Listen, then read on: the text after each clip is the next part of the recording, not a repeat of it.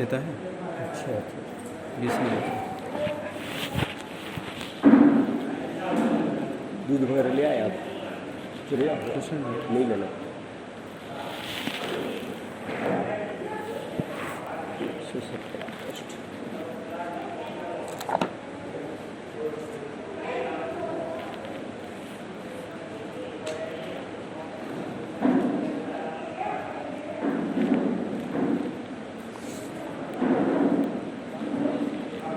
कौन सी खुला चला गया है? बोलूँगा 6वें नंबर में। क्या नाम से है? तत्वसार ठहकार तत्वसार तत्वसार। ठेकार तो 59 नंबर में।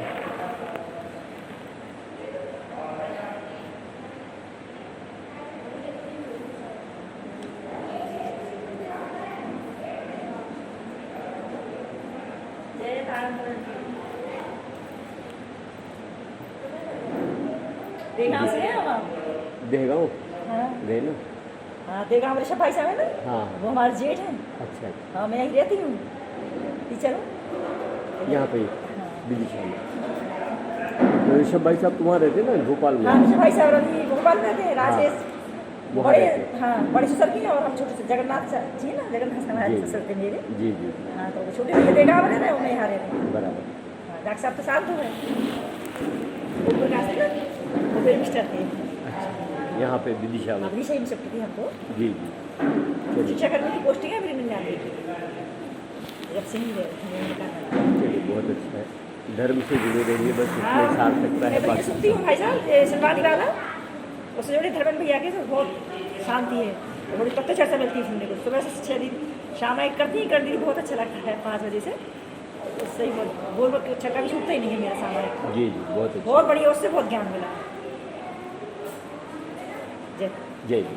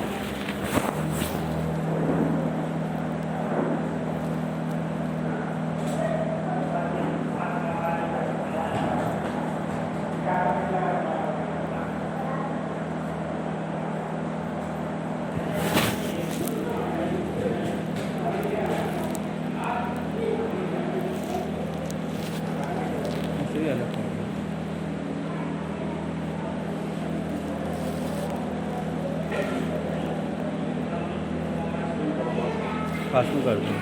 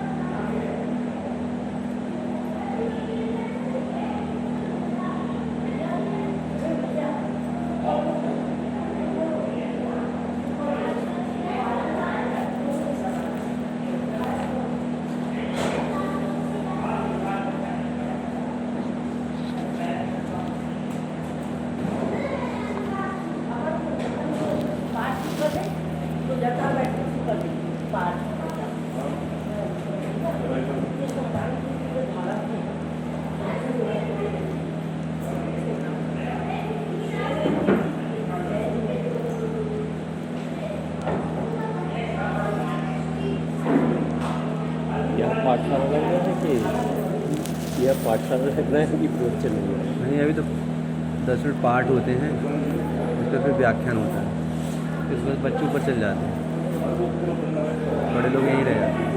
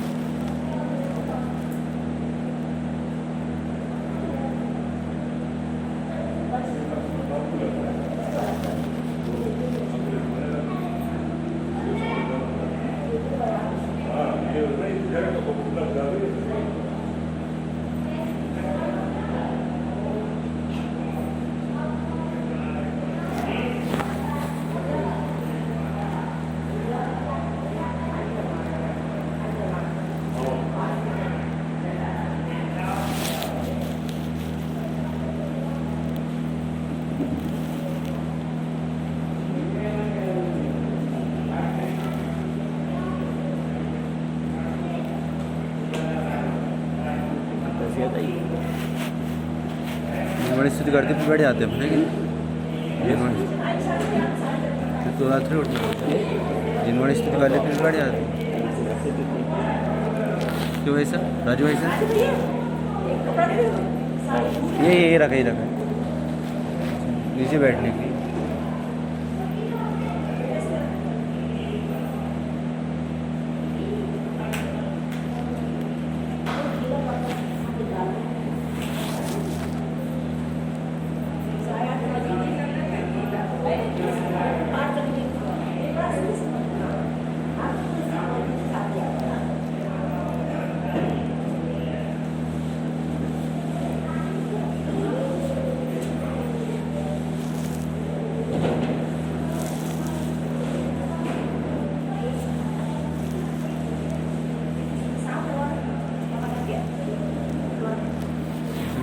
बात है ना, इसीलिए तो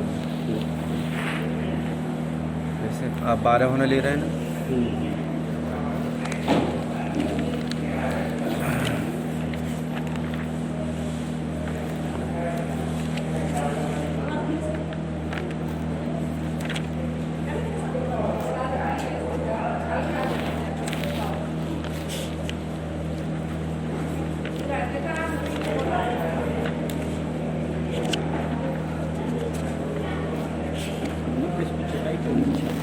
किसका वहाँ पे वो लकड़ी वाली चटाई पर बैठते हैं, वो तो रखी नीचे लकड़ी वाली चटाई। क्या हो रहा है? अच्छा ये देखो भाई साहब, एक तो वैराग्य में परिश्रम के लिए गाथा सही रहती है, चौगति भ्रमत दुख व्यवहारी है ना, सुख का बहु न पाए है ना। और इसके अलावा जो 20वीं नंबर फूलना आया था वैराग्य फूलना, तो अभी अपन ये देख रहे थे उसके हाँ। भावार्थ में दिया है। हाँ, ये फूलना है ना, ये वैराग्य फूलना। तो इसमें ना पहले आप लोग पढ़ना पड़ता है, बड़ी फूलना है ऐसे। इसमें वैराग्य, संसार, शरीर और भोग, 3 बातें ली जाती हैं। और इसी बात को कमलवती सिंह कहा, संसार शरीर और वैराग्यम दिव्य उपन्नम। संसार से भोग, संसारी आ गया, शरीर आ गया, भोग के लिए 17 नंबर खुला है ना। भोग दोनों ले लिया, एक बार भोगने में उसको भोग, बार बार भोगने में उसको भोग कहते हैं। ये 16-17 नंबर गाथा ही ले लेना, और अपनी विनती फूलना की 30 नंबर की गाथा ले लेना। ये तो भविष्य के संदर्भ के लिए मैंने आपसे पूछ लिया। हाँ ठीक अभी है। तो क्या इतना समय नहीं है अपने पास, कितने समय में ये सारी उसको भी ले सके? हाँ नहीं। और एक संसार 16 ही फूलना है।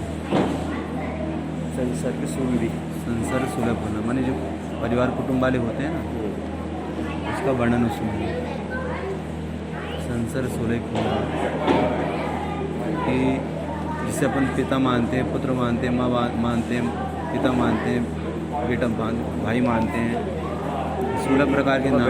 मीट कर लेंगे हाँ, उन संदर्भ के लिए हाँ। कि मतलब कौन कौन सी फूलनाओं ने चर्चा के बारे में। ऐसे परिवार कुटुंब से ज्ञानी भी लगता है। संसार सोलह फूलना,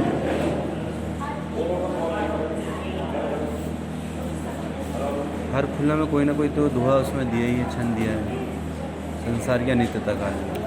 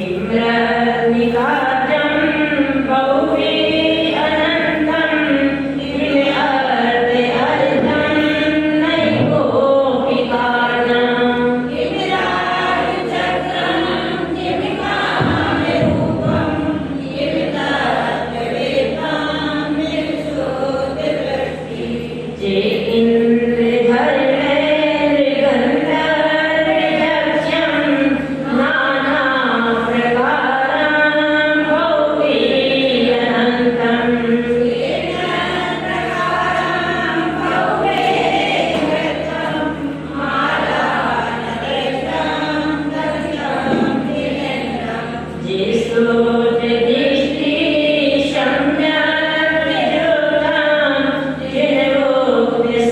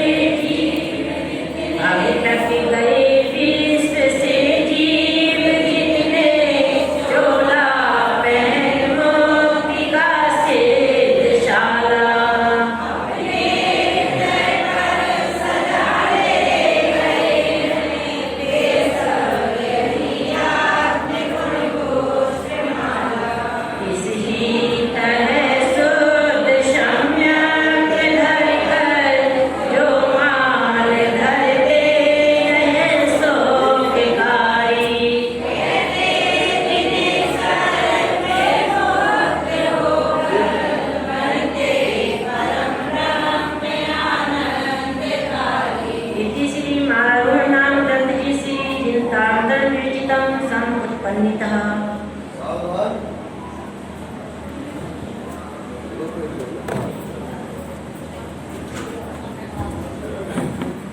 स्याद्वादिनये सटि द्रव्य गुण पर्याय और प्रमाणिका जड़ कर्म चेतन वंदिका कर्म के अभिसामिका कह कर स्वरूप यथार्थ जगिका जो किया उपकार उसके वाणी मानो वंदना सत्यवारे वंदना सत्यवारे।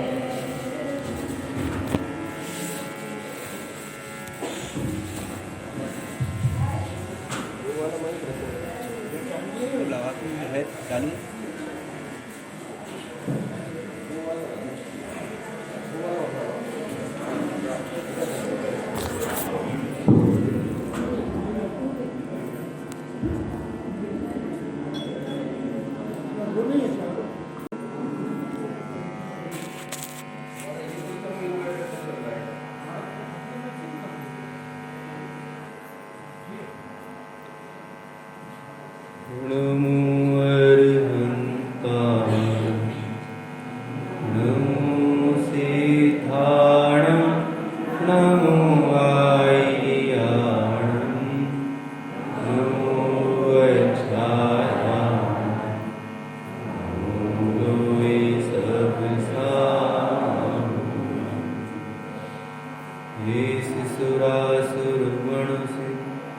वन्दितं धूलिघायकमलं प्रणमामि वर्धिमानं तीर्थं धम्मस्कत्तारं शेषे गुणतैर्तिथैरे ससविसिद्धि विशुद्धिसद्भावे समणीयणानि दर्शन चरितवीर्याय ते ते सभ्ये समगं पत्तेमेव पत्तेहं वन्दामि वर्तन्ते अर्हन्ते मानुषे किच्चारहन्ताणां सिद्धाणां तैर्णमो गणहराणाम् अध्यावैवगाणां साधनं चेविषभिरेषु देशिं विशुद्धिदर्शन नाणिपहाणा समं समासेजे उपसंपयामि सम्मं जत्पूर्णिमाणि संपयति। श्रीदेव विशाल। यह श्री ममल पहाड़ जी ग्रंथ विराजमान है। आचार्य श्री तारण स्वामी द्वारा विरचित यह ममल पहाड़ जी ग्रंथ है, जो आज से लगभग 550 वर्ष पूर्व हुए इसी भरत क्षेत्र में, भरत की भूमि पर ऐसे दिगंबर आचार्य भगवान आचार्य तारण मंडाचार्य महाराज, जिन्होंने तीर्थंकर भगवंतों की परंपरा में इस ग्रंथ की रचना करी है, जिसका जो 6वें नंबर की तत्वसार फुलना है, तत्वसार फुलना के आधार पर अपनी चर्चा यहाँ पर चलेगी। फुलना पढ़ते हैं आपके सामने। नो ज्ञाने विज्ञान है तत् सहाय सुतत तो जिनवर ममल सहाय मल रहियो हुए हुएनु जुदाता देव सुहाए तत्काले हुएनु स्वामी तत् सुभाए। फूलना पर अन्वयार्थ टीका लिखने वाले ब्रह्मचारी सिद्धर प्रसाद जी हैं। इन्होंने क्या अर्थ लिखा है, इसके पश्चात अपन इस फूलना की गाथा पर चर्चा करते हैं। तत्वों की सहायता से भेद विज्ञान उत्पन्न हो जाता है, अर्थात जीव अजीव आश्रव बंध संबर निर्जरा मोक्ष इन सात तत्वों को व्यवहार में से जानकर फिर निश्चय में से जानना चाहिए।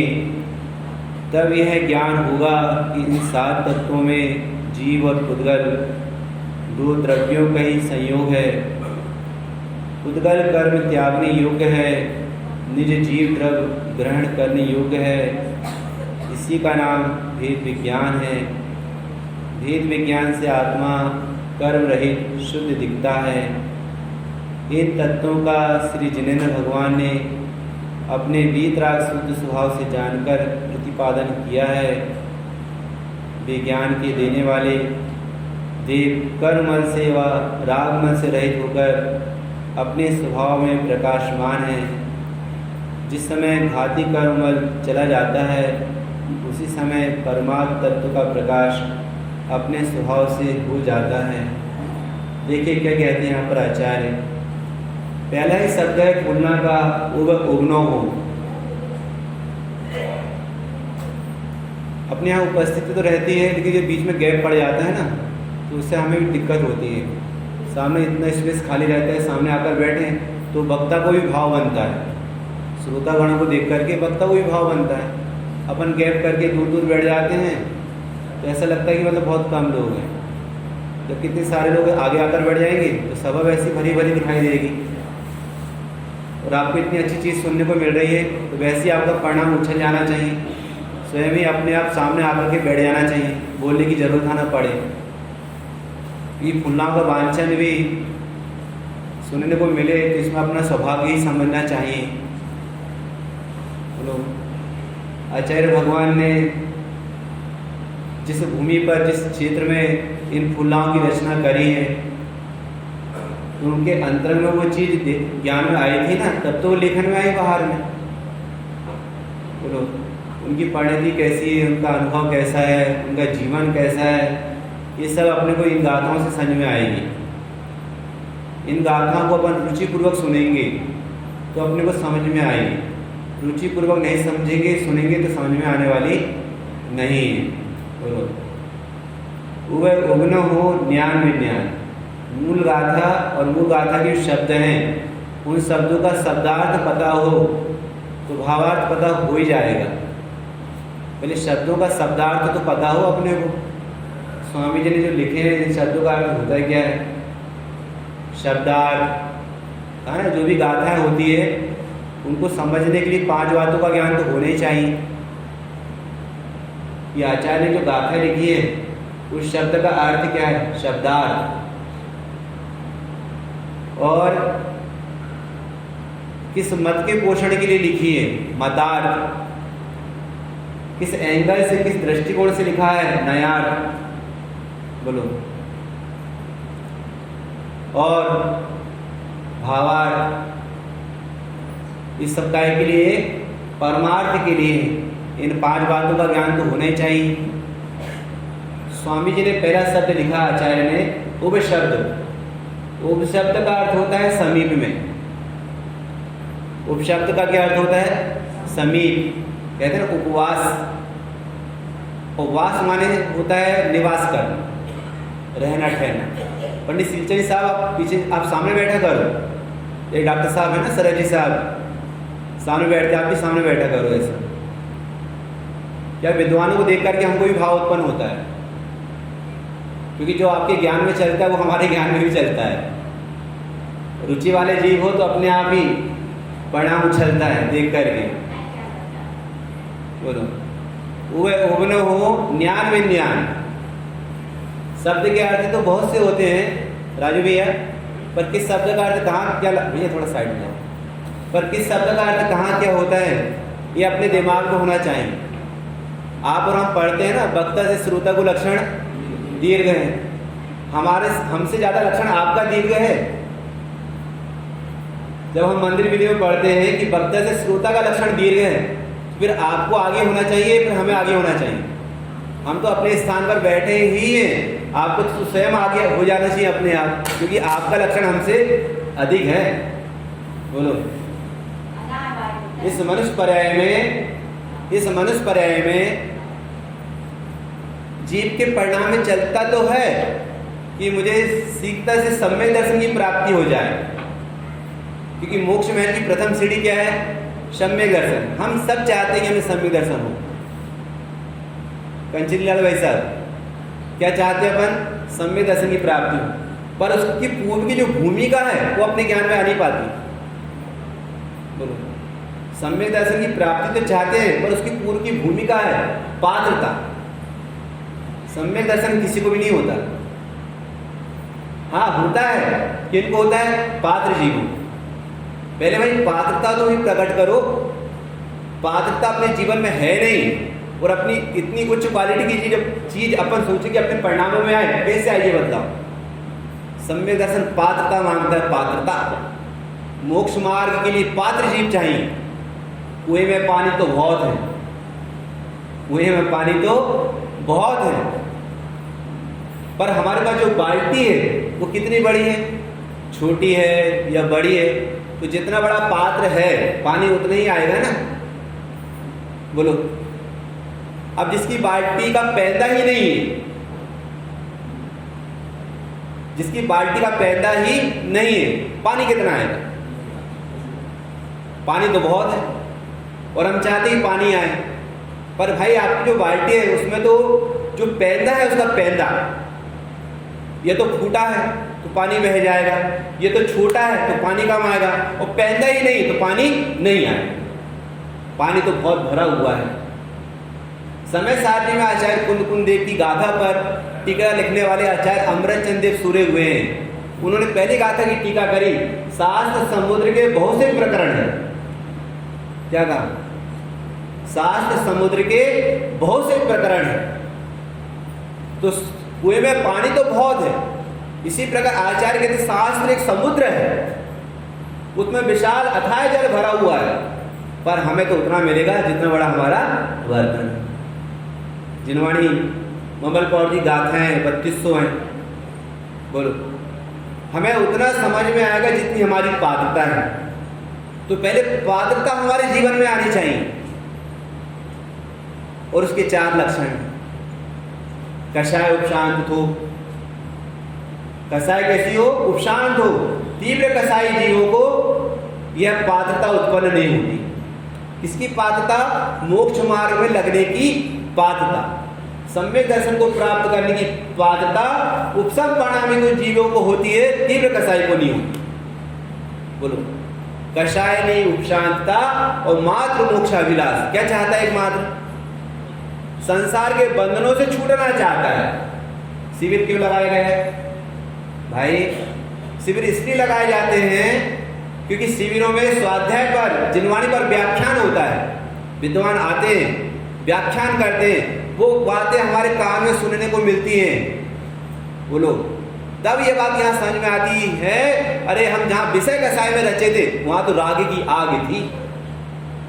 उस विषय कषाय की आग में हम झुलस रहे थे, जल रहे थे, लेकिन जैसे जिनेंद्र भगवान की वाणी हमारे कान में सुनने को मिलती है, सारे विषयों का रस, पंडित सिंचन साहब, सारे विषयों का रस यही ढीला पड़ जाता है।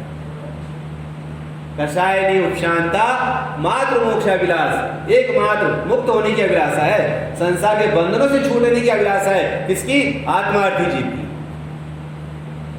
भवे खेत, संसार से डरा हुआ हो। क्या कहा? संसार से डरा हुआ हो। भाई साहब, चारों गति के जीव दुखी हैं। चौगति भ्रमद दुख भयो भारी। पढ़ लेते हैं पर विचार करते नहीं। पढ़ लिया हमने, चौगति भ्रमत दुख भयो भारी। वो क्या नहीं पायो? तब नहीं पायो, कभी नहीं पाया। उसके बाद रुचि आने नहीं पा रही, मतलब उसके बाद स्वाध्याय के लिए हमारे पास समय नहीं है। हम पढ़ तो लेते हैं, बोलो। और सुखी होने का बताया उपाय, बताया वीतराग की वाणी। वीतराग भगवंतों ने सुखी होने का उपाय यदि बताया है तो एकमात्र जिनवाणी में बताया। सुख कबहू ना पायो, हम पढ़ तो लेते हैं पर विचार नहीं करते, हमें सुख कभी नहीं पाया। भाई साहब अभी कोरोना काल निकला, कैसी कैसी कंडीशन बन गई, मकान के मकान खाली रह गए, सराफा की दुकान खाली रह गई, बैठने वाले नहीं है। बोलो, हम सोचते कि संपत्ति इकट्ठी कर ले सुखी हो जाएंगे। संपत्ति लाखों करोड़ों खर्चा करे तो आयु कर्म के निषेध को रोकने से कोई साधन नहीं बन पाए। आयु कर्म निषेध पूरे हुए। बोलो, छोटे छोटे उम्र में लोग चले गए हैं, हट्टे घट्टे लोग चले गए। बताओ, आयु कर्म निषेध पूरा हो गया, आपकी कोई संपत्ति काम नहीं है। बोलो, लेकिन ये जिनागम ऐसा अनमोल रत्न है, ये जिनागम ऐसी औषधि है जो एक बार पी ले उसके जन्म मरण के रोग मिट जाते हैं। हम वहां पर क्या पढ़ते हैं? सुख कबहू ना पाए। क्यों नहीं पाए सुख? क्योंकि सुख था नहीं वहां पे। पांच इंद्र के विषय में सुख इसलिए नहीं है क्योंकि उसमें सुख नाम का गुण नहीं है। पांच इंद्र के विषयों में सुख नाम का गुण नहीं है। सुख नाम का गुण है तो आत्मा में। क्या कहा? सुख नाम का गुण किसमें है? आत्मा में। बोलो, इसी आचार्य तारण स्वामी ने तारणतरण शाब्दाचार्य जी में सबसे पहले सम्यक दर्शन का उपदेश किया। प्रथम ओवे सम्यक्तम लिखा है ना, सबसे पहले सम्यक दर्शन का उपदेश है। तो भाई सम्यक दर्शन के उपदेश के लिए पहले पात्रता है। पात्र जीवों को ही है उत्कृष्ट रत्न हृदय में उत्पन्न होता है। इसके लिए पात्रता चाहिए, योग्यता चाहिए, लायकात चाहिए, परिणाम उज्जवल चाहिए, चित्त की भूमि पवित्र चाहिए। चित्त की भूमि पवित्र हो, वह किसान भी उस भूमि को पहले सुधारता है बीजारोपण करने के पहले, नहीं तो बीज बर्बाद हो जाएगा। कितना भी महंगा बीज हो डॉक्टर साहब, यदि भूमि को नहीं सुधारे किसान तो बीज बर्बाद हो जाएगा। वो 10 दिन 15 दिन 20 दिन महीना भर वो भूमि को सुधारने में लगता है। बोलो, तब उसके बाद बीजारोपण करता है। तो पहले चित्त की शुद्धि होती है, तब उसमें शुद्ध सम्यक्ति उत्पन्न होती है निज ज्ञान स्वभाव के आश्रय से, सात तत्वों को समझने से। उभय उभनो हो ज्ञान विज्ञान। बोलो, कितने लक्षण बताए पात्रता के? 4। पहले क्या? कसाय उपशांत हो। राजू ये तो नोट कर ही लेते हैं, आप भी नोट कर लिया करो।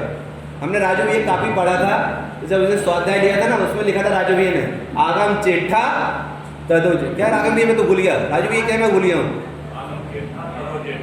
आपको याद है बराबर? देखो भाई राजू ये को याद है। क्या कहा राजू ये ने? आगम चेठा तदोज। बताओ ये बात आपको अच्छी लग रही है कि नहीं लग रही है? अरे ये बात अच्छी लग रही नहीं लग रही है? तो क्या वो बात अच्छी लगती है विषय कसाय की, जिसका फल नरक और तिर्यंच गति है, और इसका फल क्या है? निर्वाण की प्राप्ति। कषायनी उपशांता मात्र मोक्ष अभिलाष और भवे खेद प्राणी दया त्या आत्मार्थ निवास। पात्र जीव जिसकी कषाय उपशांत हो, एकमात्र संसार के बंधनों से छूटने की जिसकी अभिलाषा हो, मोक्ष की अभिलाषा हो, संसार से डरा हुआ हो, और प्राणी मात्र पर जिसको करुणा का भाव हो। क्या कहा? प्राणी मात्र पर जिसको करुणा का भाव, वो आत्मार्थी जीव है। जैनियों के चौके में आलू प्याज नहीं आते भाई साहब, जैनियों के चौके में आलू प्याज नहीं आते। और जैनियों की सभा में बैठकर ये बात करना कि भाई साहब आपको आलू प्याज नहीं खाना चाहिए, ये जैनियों की सभा लगी है ना, और इस सभा में बैठकर यदि ये बात हम आपसे करें कि भाई साहब अपने घर में आलू प्याज नहीं आना चाहिए, तो शोभा की बात है क्या? अरे जैनियों के घर में आलू प्याज आते ही नहीं, खाते ही नहीं, तो फिर त्याग करने की फिर बात कैसी? बोलो, ये तो उनसे कहा जाए जो अन्नमती है, जो जैन शासन से दूर है, उनसे कहा जाए कि भाई आलू प्याज में बहुत सारे जीव होते हैं। हमारे जैनियों के लक्षण ही ऐसे होते हैं, संस्कार ही ऐसे होते हैं। अभक्ष पदार्थ हमारे चौके में नहीं आते, कभी होटल में नहीं खाते, कभी अनछना पानी पीते नहीं, अनछने पानी का उपयोग करते नहीं। हम बाहर भी गमन करते हैं तो हमारा छन्ना लोटा साथ में होता है। बाहर गमन करते व्यापार के लिए भी तो टिफिन पास में घर से लेकर के जाते हैं, मार्केट होटल का नहीं खाते। बोलो, अब हमारे परिणामों में चित्त की शुद्धि है नहीं और गुरु महाराज से हम इतनी उत्तम चीज चाह रहे हैं, कैसे मिलेगी? मतलब बोले क्यों बसते हम उनसे? रात्रि भोजन का त्याग हमारे क्या होता है, अनछने पानी का त्याग हमारे क्या होता है, शब्द व्यसन का त्याग हमारे क्या होता है, बाहर की सामग्री हमारे चौके में नहीं आती, घर के चौके में हमारे, उनका सभी का त्याग होता है। क्यों? उनमें अनंत जीव राशियों की हिंसा का कारण है वो। चाहे वो होटल में खाओ, अभक्ष पदार्थ खाओ, आलू प्याज गाजर मूली खाओ, अनंत जीव राशि होती है, अनंत जीवों की हिंसाएं होती है। इसलिए जैनी का सर्वथा उनका त्याग तो होता ही नहीं। प्रारंभिक भूमिका में उनका सर्वथा त्याग तो होता ही है, क्योंकि अनंत जीव राशि होती है और मेरे निमित्त से उनकी हिंसा ना हो। तो प्राणी मात्र पर करुणा का भाव होता है। कितने लक्षण बताए पात्रता के? 4। पहले क्या कि उपशांत, जिसकी कसाय उपशांत होती है। जैनी तीव्र कसाई नहीं होता है, जैनी है सो तीव्र कसाई नहीं होता है। बोलो, और क्या? जिसकी एकमात्र मोक्ष की अभिलाषा है, संसार के बंधनों से छूटने की अभिलाषा है। और तीसरी बात क्या? संसार से डरा हुआ है। और चौथी बात क्या? प्राणी मात्र पर करुणा का भाव। इसलिए हमारा एक मंत्र प्रसिद्ध है, क्या? अहिंसा परमो धर्म। आप देखना जगह जगह लिखा रहता है, जहाँ वो कीर्ति स्तंभ बने रहते हैं वहाँ लिखा मिलेगा आपको अहिंसा परमो धर्म। हमारे यहाँ हर जगह मिलेगा अहिंसा परमो धर्म। शायद बैनर में भी लिखा होगा अहिंसा परमो धर्म। बोलो, हमारी पहचान ही है। तो क्या कहा यहाँ पे? ऐसे पात्र जीवों को जिसकी कसाय उपशांत हो, एकमात्र मोक्ष की अभिलाषा हो, संसार से डरा हुआ हो और प्राणी मात्र पर जिसका करुणा का भाव हो, ऐसा जीव ही जिनवाणी सुनने का पात्र है। ऐसे ही जीव सम्यक दर्शन लेने का पात्र है। सम्यक दर्शन माने क्या? सम्यक दर्शन माने क्या? ये बाल पोथी के बच्चे हैं ना, अभी जो पढ़ रहे हैं ऊपर, इनको पढ़ाया जाता है आत्मा की सच्ची समझ का नाम ही सम्यक दर्शन। बहुत सरल चीज, दुनिया में सबसे सरल चीज है तो अपनी पहचान। क्या कहा? क्या कहा बाबूजी? दुनिया में सबसे सरल चीज है तो क्या है? अपनी पहचान। मैं कौन हूं, कहां से आया हूं और मेरा क्या स्वरूप है, और वर्तमान में ये परिणाम हो रहे हैं, इन भावों का फल क्या होगा? विचार करो भाई साहब। बोलो, जिंदगी बहुत छोटी है। हम क्या सोच रहे हैं कि वो पुराने जो जीव हो गए, जो अभी यहाँ पर पुराने बुजुर्ग बैठे हैं, अपने 80 साल के 90 साल के माताएं बैठी हैं, ये वो पुराने जीव हैं जो लंबी आयु लेकर के आए थे। वर्तमान का जीव इतनी लंबी आयु लेकर नहीं आया। वो 40 साल 50 साल 60 साल जी ले, बहुत बड़ी बात है। जिंदगी बहुत छोटी है और जंजाल बहुत लंबे हैं। उपाय ऐसा करो कि जंजाल कम हो और जिंदगी लंबी हो। जिंदगी कौन सी? सुख रूपी जिंदगी लंबी हो और संसार के जंजाल कम हो जाएंगे। उपाय तो ऐसा करना चाहिए। अरे ज्ञानियों ने तो ये तक लिखा है, तेरे पास 2 टाइम की रोटी की व्यवस्था है। क्या कहा? 2 टाइम की रोटी की व्यवस्था है। आज ही व्यापार का विकल्प छोड़, आज ही व्यापार का विकल्प छोड़ और स्वाध्याय में लग। आगम चिट्ठा, बोलो, आगम चिट्ठा तदो जेठा। क्या कहा? आगम चिट्ठा तदो जेठा। और ये बात किसने कही है? मल रहियो हो उबनुजु दाता। जो 18 मल दोषों से रहित होते हैं, ऐसे जिनेंद्र भगवान ने कहा है कि आगम का व्यापार ही मुख्य व्यापार है। और पंडित जी, हमारी हार्डवेयर की दुकान है, आपको पता नहीं है? यहाँ पे हमारी हार्डवेयर को संदीप भी नहीं आया क्या? रौनक जी बता, ऋषभ भैया व्यवस्था तो कर रहे हैं, लेकिन स्वाध्याय का फायदा नहीं उठा पा रहे। मेहनत तो कर रहे हैं, लेकिन स्वाध्याय का फायदा नहीं मिल पा रहा। बता, बोले पंडित जी हमारी सराफा की दुकान है, यहाँ पे कपड़े की दुकान है हमारी। बोलो, और जिनवाणी कह रही है कि व्यापार तो एक ही है। व्यापार तो एक ही है। कौन सा व्यापार?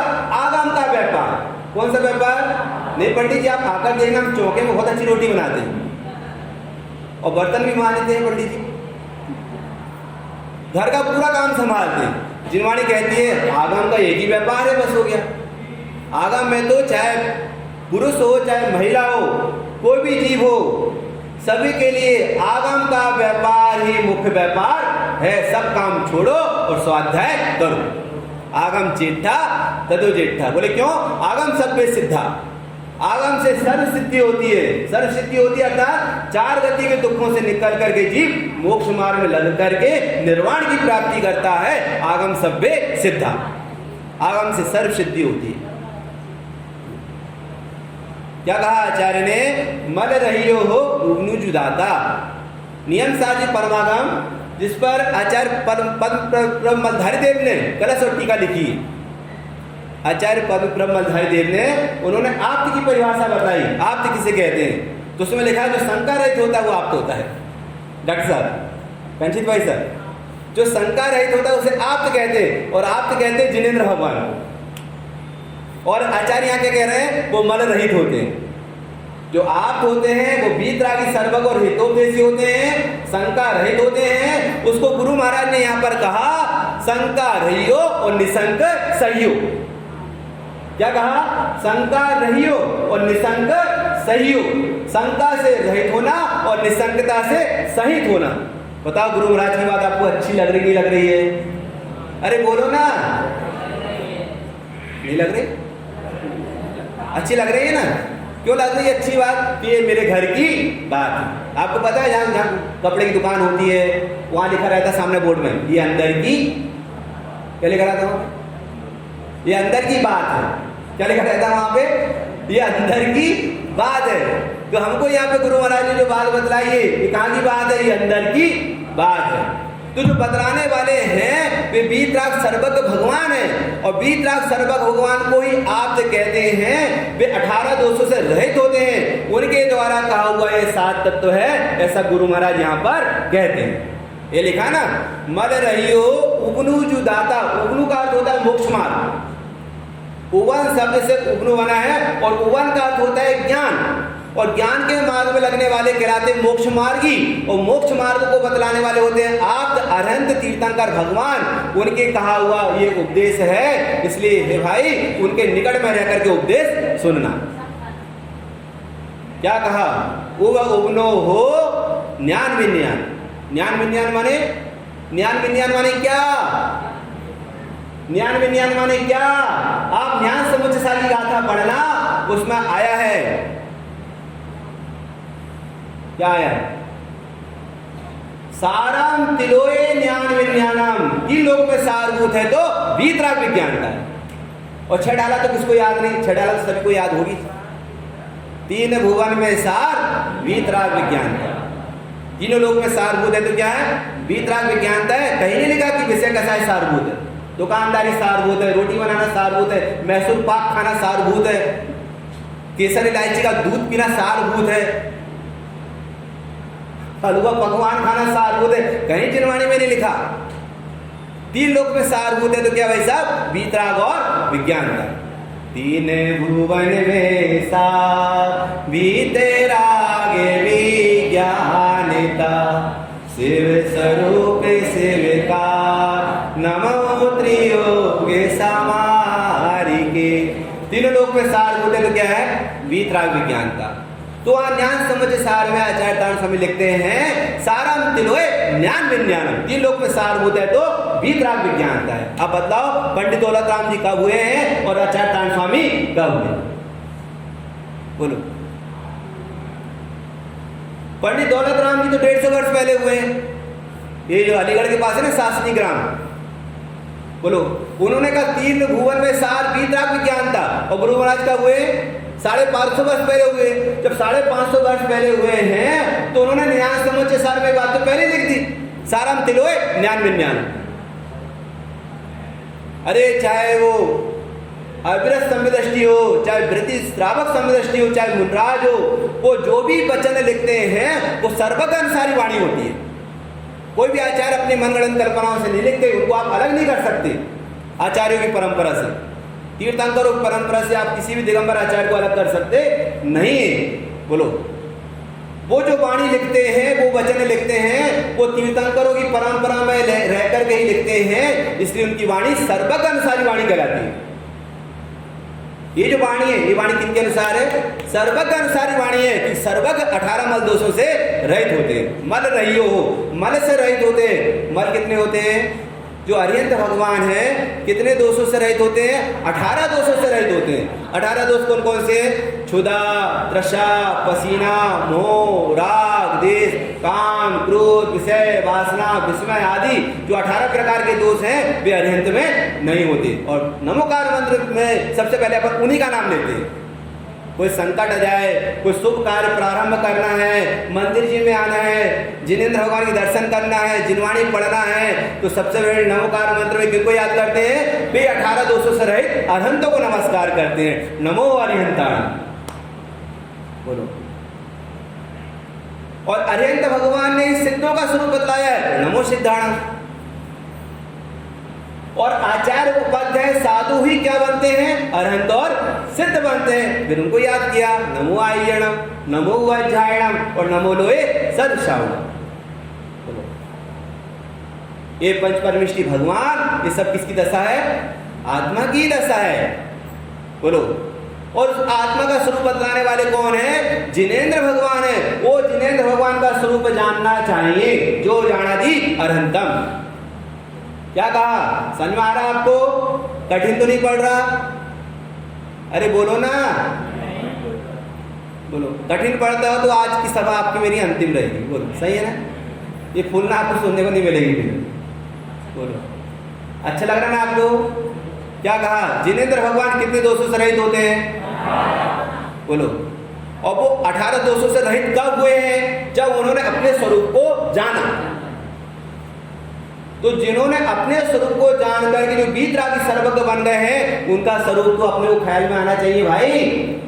उन्हें आप्त कहते हैं, उन्हें तीर्थंकर कहते हैं, उन्हें सर्वज्ञ कहते हैं, उन्हें अरहंत कहते हैं, उन्हें जिनेंद्र भगवान कहते हैं। और स्वामी जी कह रहे ये तत्व उन्हीं का कहा हुआ है। सो तत्व जो हो उत्तो जिनवर। आप चाहे मुक्ति श्री फूलना पढ़ो, चाहे तत्वसार फूलना पढ़ो, आप कोई भी फूलना पढ़ो, उसमें शब्द ऐसे प्राय अधिकतर पढ़ने को मिलते हैं, जिन्हें जिनवर हो। क्या पढ़ने को मिलता है? जिन्हें जिनवर हो। तो जिन माने गणधर भगवान, जिनवानी क्या? गणधर भगवान। और गणधरों से भी जो श्रेष्ठ हैं ऐसे तीर्थंकर भगवान। जिन जिनवर, वर माने होता है श्रेष्ठ। मोबाइल बंद करो। क्या कहा? जिन जिनवर। जिन किसको कहते हैं? गणधर भगवान को। और जिनवर किसको कहते हैं? गणधरों में भी जो श्रेष्ठ होते हैं ऐसे तीर्थंकर भगवान को। उनका कहा हुआ ये तत्व, और इसे कहते हैं प्रयोजनभूत तत्व। द्वीप समुद्र कितने होते हैं हमारे ज्ञान में नहीं है, कोई दिक्कत नहीं। नरक की पृथ्वी कितनी होती है हमारे ज्ञान में नहीं है, कोई दिक्कत नहीं। 16 स्वर्गों में कितने देव कहाँ कहाँ बैठे हैं, क्या क्या विमान है, कितने बड़े बड़े विमान हैं, कैसी सुंदर उनकी देह है, अपने ज्ञान में नहीं है, कोई दिक्कत नहीं। कितनी जीव राशि संसार में होती है, एक इंद्रिय में कितने जीव है, 2 इंद्रिय में कितने जीव है, 3 इंद्रिय में कितने जीव है, 4 इंद्रिय कितने जीव है? बोलो। असंगी पंचेंद्रिय कितने होते हैं, संगी पंचेंद्रिय कितने होते हैं, बॉम्बे में कितने लोग रहते हैं, दिल्ली में कितने लोग रहते हैं, पूरे महाराष्ट्र में कितने हैं, पूरे एमपी में कितने हैं, पूरे विदिशा में कितने लोग हैं, इसका ज्ञान अपने को नहीं, कोई दिक्कत नहीं। लेकिन 7 तत्व को नहीं समझा तो दिक्कत ही दिक्कत। क्या कहा? 7 तत्व को नहीं समझा तो दिक्कत ही दिक्कत है। क्यों? ये 7 तत्व तो मेरे लिए प्रयोजनभूत तत्व हैं। जिनवर उत्तो सो तत्व जुहो। और वह जो तत्व हैं वे 7 प्रकार के तत्व जिनेंद्र भगवान ने कहे हैं, और वे 7 तत्व मेरे लिए प्रयोजनभूत तत्व हैं। प्रयोजनभूत का मतलब होता है जो अपने मतलब के हैं। अभी आपके सामने मैं सभा में बैठ कर कोई और फालतू बात करने लगूं, बीजेपी की बात करने लगूं, कांग्रेस की बात करने लगूं, भोजन कैसा बनता है उसकी बात करने लगूं, किसी प्रकार की विकथा की बात करने लगूं, तो पंडित शिवचंद जी के कहेंगे, पंडित जी आपके सामने तो मबर पहुंच जी रखा है, तो जो विषय चल रहा है उस विषय पर आप बात करें। कह देंगे ना, क्योंकि विदिशा समाज बहुत चतुर है। विदिशा समाज बहुत चतुर है। कोरोना काल में भी बहुत सहयोग किया। बोलो। और अभी भी शिविर लगा तो कितने लोग उत्साह से उल्लास से सहयोग दे रहे हैं। मतलब तो क्या कहा आपको? जो विषय चल रहा है उस विषय पर आप बात करिए, आप मतलब की बात करिए। तो आचार्य कह रहे हैं 7 तत्व मतलब के हैं, कार्यकारी है, इनसे हमारा हित सिद्ध होगा, इनसे तो मेरा ही प्रयोजन सिद्ध होगा, इसलिए मुझे इन बातों को बराबर समझना चाहिए। बोलो, इनसे किसका प्रयोजन सिद्ध होएगा? मेरा ही प्रयोजन सिद्ध होएगा। इसलिए मुझे इन बातों को बराबर समझना चाहिए। ये मेरे लिए कार्यकारी है, मतलब के, प्रयोजन के। और वे तत्व कितने होते हैं? 7 होते हैं। बोलो, और वर्तमान में अपने पास कितने तत्व हैं? 7 में से कितने तत्व अपने पास? 6 की 7 है। हाँ? एक है आपके पास? बहन कह रही एक तत्व है पंडित जी मेरे पास ना, मेरे पास एक तत्व कौन सा ही मुझे पता नहीं। अच्छा, जीव तत्व है, माने अजीब तत्व नहीं है इनके पास, आश्रयबंध नहीं है। अच्छा, 7 है क्या? अच्छा, भूल गए होंगे आप। अच्छा, मोक्ष नहीं है, 6 तत्व आपके पास है, 7 नहीं। 3 तत्व हैं, 4 है, 3 नहीं। 4 कौन कौन से हैं? जीव, अजीब, आश्रय और बंध। संयम नाम है बेटा आपका? संयम नाम है ना? इस संयम कह रहे पंडित जी हमारे पास तो 4 तत्व हैं। कौन कौन से? जीव, अजीब, आश्रय और बंध। क्या क्या नहीं है? संवाद, निद्रा और मोक्ष नहीं। अच्छा, निद्रा थोड़ी बहुत है और मोक्ष भी थोड़ा बहुत होएगा, है कि नहीं? कि पंडित जी हमारे पास इतना सा केवल ज्ञान है, ऐसा भी है क्या? बोलो, आपको अगर पंडित जी मेरे पास तो संवर है और मेरे पड़ोसी के पास निर्जरा है, हाँ? और अभी आपको कह दिए थोड़ा बहुत मोक्ष तो हमारे पास है ही। बोले भैया, इन तत्वों का स्वरूप बराबर समझना पड़ेगा। ये प्रयोजनभूत तत्व है, मेरे लिए कार्यकारी। इनमें गड़बड़ी माने सब में गड़बड़ी, इनमें गड़बड़ी माने सब में गड़बड़ी। ये कार्यकारी मतलब के इनमें भूल माने पूरी भूल। एक तत्व में यदि भूल होगी तो 7 तत्व संबंधी भूल खड़ी होगी। आचार्य भगवान ने कहा कि जिनेंद्र भगवान के द्वारा कहा हुआ जो 7 तत्व हैं, किसी भी तत्व में भूल होना चाहिए नहीं। वर्तमान में कितने तत्व अपने पास? 4 तत्व। कौन कौन से? जीव, अजीब, आश्रय और बंध। तो संयम ने कहा था ना, वो बिल्कुल सही कहा था। कितने तत्व अपने पास? कितने? 4। जीव, अजीब, आश्रय और बंध। कितने नहीं है? 3 नहीं है। ये आप कह रहे थे छोटे, कुछ कुछ निर्जरा है, कुछ कुछ मोक्ष है। अरे वो 3 तत्व अपने पास नहीं है। कौन कौन से? संवर, निद्रा और मोक्ष। और किसी के पास यदि हो तो अच्छी बात, वे 3 तत्व और किसी के पास हो तो अच्छी बात है कि नहीं? बोलो, कितने तत्व अपने पास? 4 तत्व। कौन कौन से? जीव, अजीब, आश्रय और बंध। जीव तत्व मतलब जो स्वयं जानता देखता है। भैया, जीव किसे कहते हैं? जो स्वयं जानता देखता है। अपन जान रहे हैं ना, कैसे जान रहे हैं? अपन ज्ञान से जान रहे हैं। तो जो जानने वाला है वो कौन सा तत्व है? जीव तत्व है। शरीर कौन सा तत्व है? शरीर कौन सा तत्व है? अजीब तत्व। बोले क्यों? उसमें मेरा ज्ञान दर्शन पाया जाता नहीं। अच्छा, ये माइक क्यों? इसमें मेरा ज्ञान दर्शन पाया जाता नहीं। अच्छा, घड़ी क्योंकि उसमें मेरा ज्ञान दर्शन पाया जाता नहीं। तो ये सारे तत्व क्या हैं? ये अजीब तत्व हैं। और इनको जानने वाला कौन है? मैं हूं। तो मैं कौन सा तत्व हूं? जीव तत्व। कितने तत्व हो गए? 2। ठीक है, अब तीसरे तत्व कौन सा है? आश्रय। आश्रय माने जो अपने परिणाम में मोह राग के भाव उत्पन्न होते हैं। गुस्सा का परिणाम, क्रोध, मान, माया, लोभ, ऐसे पाप के परिणाम, और दया, दान, पूजन, भक्ति के परिणाम माने ऐसे शुभ परिणाम। क्या कहा? पाप के परिणाम और पुण्य के परिणाम। तो पाप का भाव कौन सा भाव है? अशुभ भाव है। पुण्य का भाव कौन सा भाव है? शुभ भाव है। ये अपने परिणाम में उत्पन्न होते कि होते? ऐसा कौन सा है जीव यहाँ पर जो बैठा है कि पंडित जी हमको तो शुभ भाव अशुभ भाव नहीं होते? कोई ऐसा है क्या? नहीं है ना कोई ऐसा। मैंने सबको परिणाम ये होते हैं, कभी पाप का परिणाम, कभी पुण्य का परिणाम, कभी पाप का परिणाम, कभी पुण्य का परिणाम। ये कौन सा तत्व है? पुण्य पाप का परिणाम आश्रय तत्व है। कितने तत्व हो गए? कौन कौन से? जीव, अजीब, आश्रय, बस। अब ये बताओ, जिनवाणी सुनने में आपको अच्छा लग रहा है? बोलो, अच्छा लग रहा है ना? अच्छा लगने का परिणाम कौन सा भाव है? जिनवाणी सुनकर अच्छा लगने का परिणाम कौन सा भाव है? हमारे कांचेती भाई साहब बताएंगे। कह रहे पंडित जी आपको पता नहीं, शुभ भाव है। जिनवाणी सुनने का भाव कौन सा भाव है? शुभ भाव। रात्रि भोजन का त्याग कौन सा भाव है? शुभ भाव। पानी छान करके पीना कौन सा भाव है? शुभ भाव। शब्द व्यसन का त्याग कौन सा भाव है? शुभ भाव। आलू प्याज का त्याग कौन सा भाव है? शुभ भाव। और आलू प्याज खाने का भाव कौन सा भाव है? अशुभ भाव। सात व्यसन का परिणाम कौन सा भाव है? अशुभ भाव। हिंसा, झूठ, चोरी, कुशील, परिग्रह, ये 5 का भाव कौन सा भाव है? अशुभ भाव। रात्रि में भोजन करना कौन सा भाव है? अशुभ भाव। टीवी देखना कौन सा भाव है? मोबाइल चलाना कौन सा भाव है? अब देखो कौन किस हेतु से चलाता है वो बात एक अलग है। कोई भजन सुनता है, कोई भक्तामृत जी सुनता है, तो जिसके जैसे परिणाम वो जीव स्वयं जाने।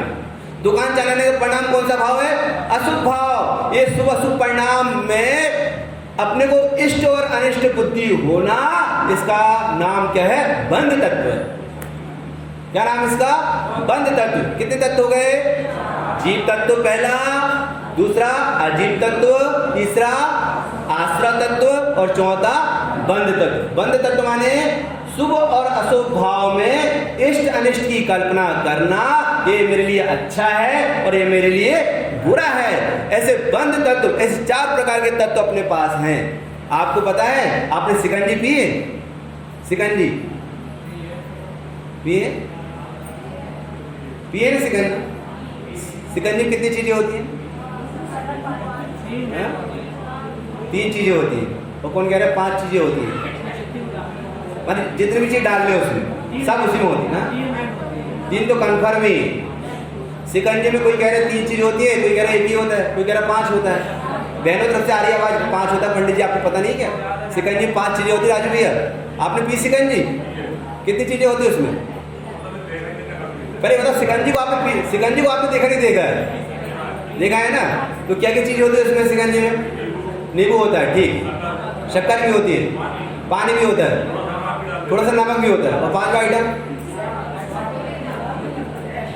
5वां आइटम क्या है? अच्छा, जीरा भी डाल देते हैं। कभी मतलब परमानेंट भी डालते ना, लेकिन शक्कर तो परमानेंट होती है ना, नमक तो परमानेंट होता है ना, नींबू तो परमानेंट होता है ना। अच्छा, पानी होता कि नहीं होता उसमें? अरे नहीं पंडित जी, पानी की आवश्यकता पड़ती है, ऐसा तो नहीं होता ना। अरे पानी के बिना शिकंजी कैसे बनी ये तो बताओ। तो पानी तो होगा उसमें, नींबू भी होगा, शक्कर भी होगी और नमक भी होता है। अब ये बताओ राजू भैया, जिस समय आप शिकंजी पी रहे हो, जिस समय शिकंजी पी रहे हो, उसमें यदि नमक नहीं हो तो आपके ज्ञान में वो बात आएगी कि नहीं आएगी? अरे आपने शिकंजी में नमक डाला ही नहीं। अच्छा, यदि नींबू ना हो तो आपके ज्ञान में बात आएगी कि नहीं आएगी? आप शिकंजी को पी रहे हो, सबको मिलाकर एक शिकंजी तैयार हुई और आप उसे पी रहे हो, उसमें थोड़ा भी नमक कम है तो आपके ज्ञान में बात आ जाती है इसमें नमक कम है या है ही नहीं। शक्कर की मात्रा यदि कम हो गई तो आपके ज्ञान में बात आ जाती शक्कर है या नहीं। बोलो, नींबू कम है या अधिक है वो आपके ज्ञान में आ जाता है। पानी ठंडा है या गर्म है वो भी आपके ज्ञान में आ जाता है। लेकिन शिकंजी को तो आप एक साथ पी रहे हो ना। क्या कहा हमने? बोलो, आप शिकंजी को एक साथ पी रहे हो, पर चारों का ज्ञान अलग अलग है कि एक साथ है?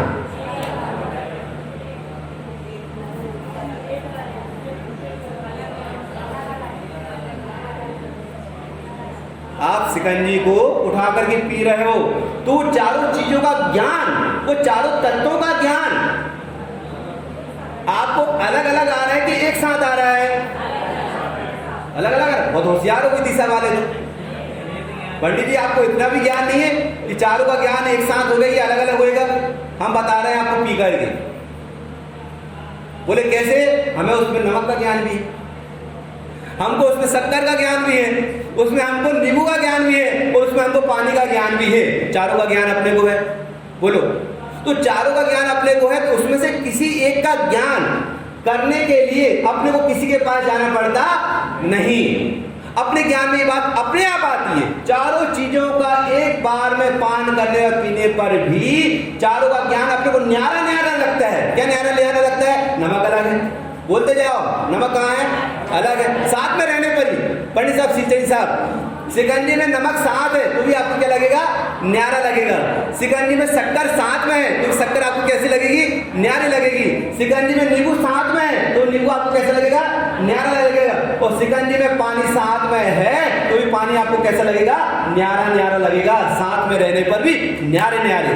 बड़े होशियार हो, बड़े होशियार हो। कितने तत्व अपने पास? कौन कौन से? जीव, अजीव, आश्रव और बल। ये चारों तत्व अपने को न्यारे न्यारे कब लगे ये बताओ डॉक्टर साहब, कंचित भाई साहब। ये चारों तत्व जैसे शिकंजी में अपन होशियार है ना, ये गाना आता है बहुत पुराना, राज कपूर का है, पुराना गाना है, आपने सुने होंगे, नहीं सुने तो सुना देता हूँ आपको। सब कुछ हमने सीखी ना सीखी, अरे वाह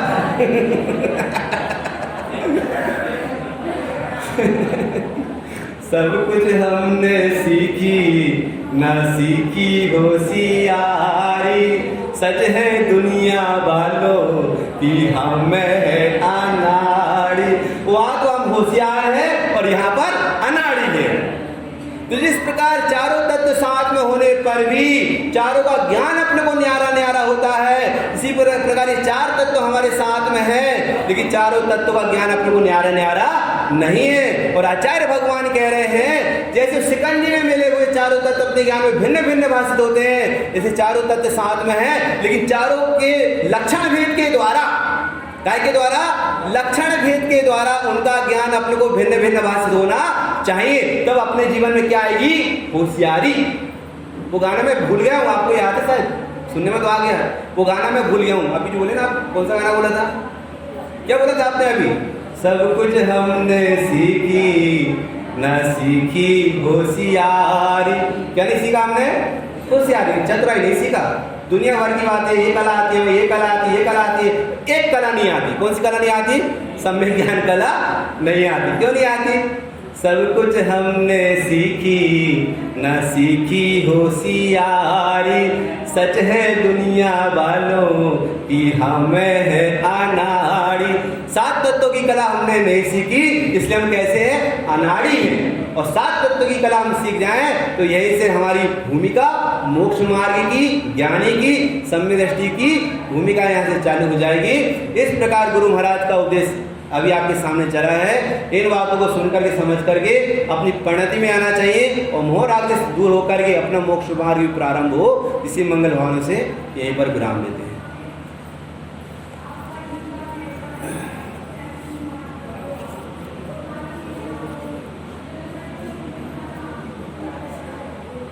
हाँ राजू भैया, आपकी क्या प्रोसेस है बता दीजिए।